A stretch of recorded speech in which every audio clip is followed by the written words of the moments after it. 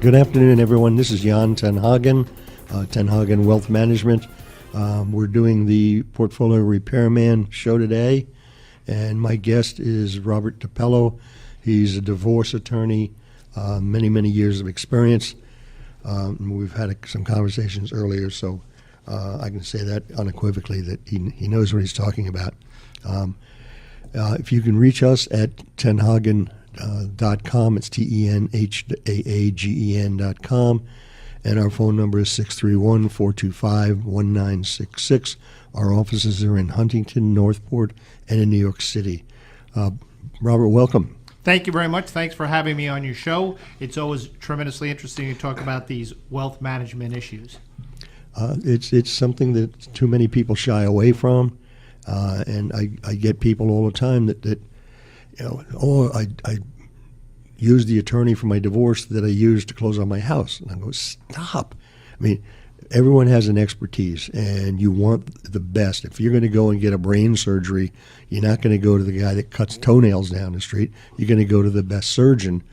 Find the best person, that's your financial person or your attorney person, and make sure you're being served the best. I agree 100%, because if you get the right person to do the right job, you get a substantially better return on whatever the investment is that you gave them to handle for you.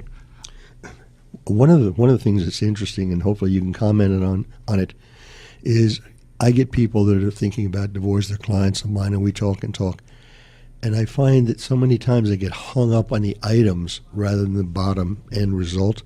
And there's so many times the spouse, I want the house because the kids grew up in the house, and I don't want to get rid of it. But in the long run, if you're the spouse that hasn't been working and don't have the wherewithal to maintain that home, you're going to have to sell it. That's correct.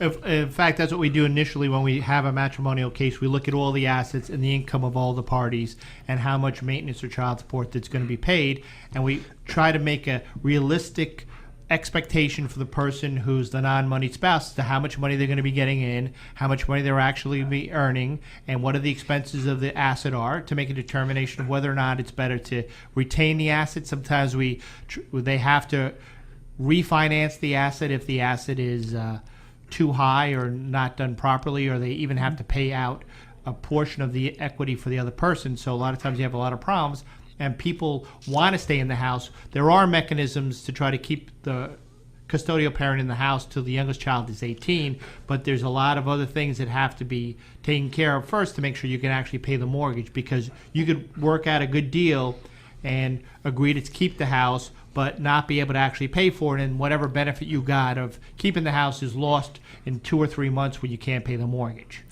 That's very true, and I think you've got to look at where you are in the lifespan when you're going through this uncomfortable thing of divorce. Older people, and there's a lot of divorce, we call it the gray divorce, I think. Oh, you would be surprised how old some people. I had clients that were 70 years old and 80 years old that wanted a divorce. Yeah, and there are different problems there than if you're in your late 20s.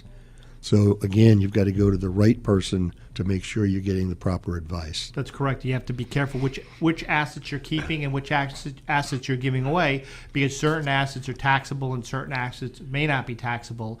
And you want to make sure that you get either an equal mix of taxable and non-taxable assets, or a better mix of yourself for the non-taxable ones, because you can end up with the same amount of money that the other person has, but a substantially higher tax liability, and you could not be able to make ends meet at the end of the day if you didn't plan it out properly. And the other thought might be, if you bought this house in 09 or 10 and now you're thinking of a divorce, you bought it at a low.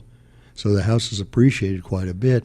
Are you taking into account the taxation on that, or a portfolio of stocks? If the stocks were held for a long period of time, take that into account. So again, you've got to get a good attorney, you've got to get a good accountant and a good financial advisor, and have the insurance policies reviewed. There's so much to be thought of. Well, in fact, we do this also when we do prenuptial agreements, and people, especially when they're having their second or third relationship in life, and they're realizing that they have to make sure that they're not only providing for themselves, but sometimes for children and grandchildren. we do these prenuptial agreements, and we tell people before they do the prenuptial agreements to go to the financial advisor to make sure that the assets are titled in the right names, that the beneficiaries are marked properly, and if we're referring to those either investment instruments or those accounts, we refer to them properly in the prenuptial agreements, so that an intent to make some asset exempt is not done improperly because for whatever reason there was no follow through. That's true. And the other thing would be looking at insurance policies. Whose name is it in under? Who's the beneficiary? And do you have to adjust those because of the divorce decree? Oh, absolutely. Those are actually the most valuable assets, especially as the people become older, because especially when people are married, you have an insurable interest in your spouse. So sometimes we have individuals who actually own a policy on somebody else's life, which is legitimate, and then the divorce occurs, and that person normally wants to keep on owning the policy on the life of the other person. And if it's not done properly through the courts, there's theoretically an argument to be made on the insurance company that you can't gamble on somebody else's life. So unless it's some kind of security for some kind of obligations due and owing, or an agreement per the person whose life is being insured, you may have a problem because you may keep the asset and at the end not be able to actually collect on it because the insurance company will complain. That's true. I just had a brain freeze here. I was also going to talk about your retirement plans, your IRAs, because while you're married, you are obliged to have your spouse as the beneficiary of your 401k, your IRA, etc. But once you're divorced and going towards that, don't forget to change those beneficiaries. Oh, absolutely. That happens many, many times. People either put it off, or they think they made the changes, or they think the changes are automatic when there's a divorce. Those beneficiary or third-party contracts with those companies, so if you leave that person's name there, you may have a problem. I think the way that there's actually tons and tons of litigation that's actually done in reference to that, if there becomes an issue as to whether or not you wrote your wife, Jane Smith, or you wrote Jane Smith, and a lot of times we have problems because people are going to get married. So before they marry, they make this other person their beneficiary. So it doesn't say my wife, Jane Smith. It just says Jane Smith. And then they get married. They're married for 20 years. They decide to get a divorce. And they never change the beneficiary. So after the divorce, it still says Jane Smith, not my wife. So right. Jane Smith will still collect if something happens to you because it doesn't automatically divest her of that beneficiary clause. Correct. I was doing a seminar for a local company for their employees, and we're going around about divorce, et cetera. And this one person raised their hands and said, I've been divorced for 10 years. He's still on the plans, but I trust him. Well, if that's pretty funny. if the other spouse happens to get remarried or starts dating someone else, and there are children by that marriage and by yours, and it gets really complicated, you cannot just ignore it. There was a thing called a pickle pension in the Post magazine newspaper years ago. A woman worked for a company, started a 401k. She got into this thing and forgot about it. She had her mother, her sister, and her uncle as beneficiaries. She gets married 25, 30 years later. She passes. Her husband thinks he's going to get this now $1 million. And he went all the way to the Supreme Court. And he lost.